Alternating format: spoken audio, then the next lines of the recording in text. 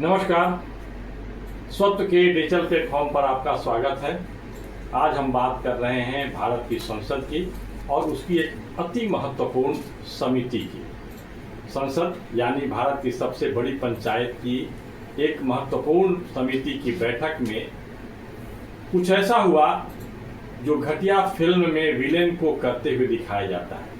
हाँ, हम बात कर रहे हैं वक्फ बोर्ड की को लेकर बनाई गई संयुक्त संसदीय समिति की बैठक की। वोट के लिए मुस्लिम तुष्टीकरण का एक विभत्स उदाहरण कहने में कोई संकोच नहीं होना चाहिए। वक्फ बोर्ड से संबंधित कानून में बदलाव के पूर्व विचार के लिए बनाई गई संयुक्त संसदीय समिति की बैठक में 22 अक्टूबर 2024 को जमकर हंगामा हुआ। पश्चिम बंगाल के तृणमूल कांग्रेस के सांसद कल्याण बनर्जी ने कांच के पानी की बोतल को मेज पर इस प्रकार से पटका कि वह टूट गया और टूटे हुए कांच के बोतल से जेपीसी मतलब ज्वाइंट पार्लियामेंट्री कमेटी के अध्यक्ष जगदम्बिका पाल पर उन्होंने हमला कर दिया। हमला यह, इस हमले में वे बाल बच गए। इस समिति ने इस कानून से जुड़े वैधानिक व सामाजिक मामलों के संबंध में विमर्श के लिए विशेषज्ञों से मंत्रणा का सिलसिला शुरू किया है। समिति की बैठक के दौरान रिटायर्ड जस्टिस गांगुली इस कानून की आवश्यकता पर अपना विचार व्यक्त कर रहे थे। तभी टीएमसी के सांसद कल्याण बनर्जी अपने आपे से बाहर हो गए। गुस्से में पानी के बोतल को इस कदर टेबल पर पटका और इसके बाद टूटे हुए कांच के बोतल को जेपीसी के अध्यक्ष जगदम्बिका पाल की ओर फेंक दिया। जगदम्बिका पाल बाल तो बच गए, लेकिन इसके साथ ही संसदीय परंपरा और संसदीय विश्वास और संसद की जो प्रतिष्ठा है वो तार हो गई। ये सबसे बड़े लोकतंत्र के मंदिर के एक सदस्य का यह करतूत संसदीय इतिहास का काला अध्याय है। हालांकि इस अशोभनीय व्यवहार के लिए समिति से उन्हें एक दिन के लिए निलंबित कर दिया गया है। अब प्रश्न उठता है कि उस सांसद ने टपोरी जैसा घटिया व्यवहार क्यों किया। इस प्रश्न का उत्तर ढूंढने के लिए पश्चिम बंगाल की वर्तमान राजनीति पर नजर डालना आवश्यक है। पश्चिम बंगाल में फिलहाल मुस्लिम तुष्टीकरण की घटिया राजनीति पराकाष्ठा पर है। मुस्लिम तुष्टीकरण की राजनीति में संप्रदाय विशेष के माफियाओं को भी कुछ भी कर डालने की खुली छूट दे दी गई है। न्यायालय की बेबसी किसी से छिपी नहीं है। ममता बनर्जी के अनुयायियों में मुस्लिम तुष्टीकरण की होड़ सी मची हुई है। इस होड़ का नतीजा ये शर्मनाक घटना है। यह अराजकतावादी राजनीति लोकतंत्र और संविधान के साथ ही नागरिक सुरक्षा के लिए भी अत्यंत खतरनाक है। इस प्रकार की प्रवृत्ति पर रोक लगाने का फिलहाल जो प्रयास होना चाहिए वह दिख नहीं रहा। इस घटना के बाद एआईएमआईएम के प्रमुख असदुद्दीन ओवैसी और आम आदमी पार्टी के नेता संजय सिंह टपोरी टाइप सांसद के पक्ष में खड़े दिखे।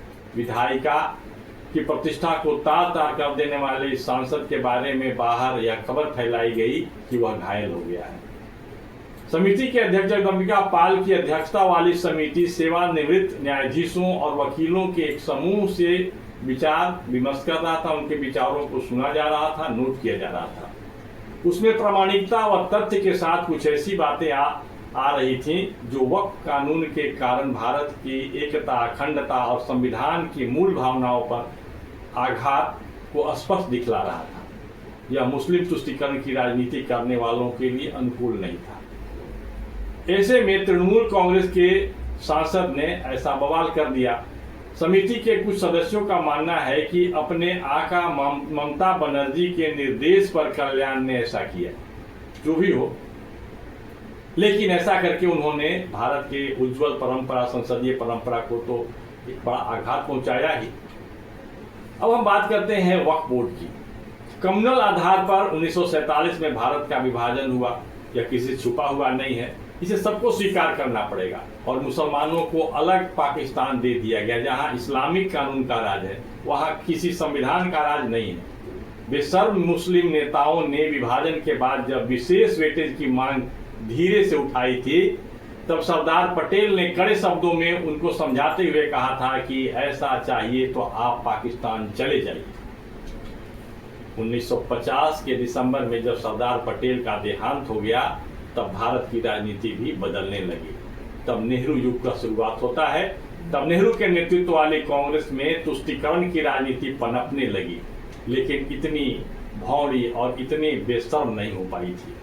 1954 में भारत में वक्फ अधिनियम बना दिया गया, नेहरू के प्रभाव के कारण और वामपंथी प्रभाव के कारण। इसके बाद जब कांग्रेस कमजोर हुई तब वह उसकी राजनीति के केंद्र में मुस्लिम तुष्टीकरण आ गई। इसके बाद 1995 में जब मंडल कमीशन के बाद में जब भारत की राजनीति बदलती है और कांग्रेस फिर से सत्ता में आती है, तो सत्ता में बने रहने के लिए कांग्रेस ने मुस्लिम तुष्टीकरण की जो अपनी नीति थी उसको और तीव्र कर दिया। इसके बाद 1995 और 2013 में इस अधिनियम में जो परिवर्तन हुए वह वास्तव में भारत के एक और विभाजन का आधार तैयार करने जैसा है।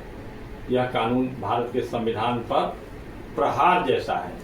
ऐसे कानून में को तर्क संगत बनाना, युक्ति संगत बनाना और भारत के संविधान की भावना के अनुकूल बनाने के लिए 2024 में इसमें सुधार परिवर्तन करने का एक प्रयास किया गया। लेकिन परिवर्तन के पूर्व समाज के सभी वर्ग के लोगों से राय लेने की बात हो रही थी, समिति के लोग, और ऐसे में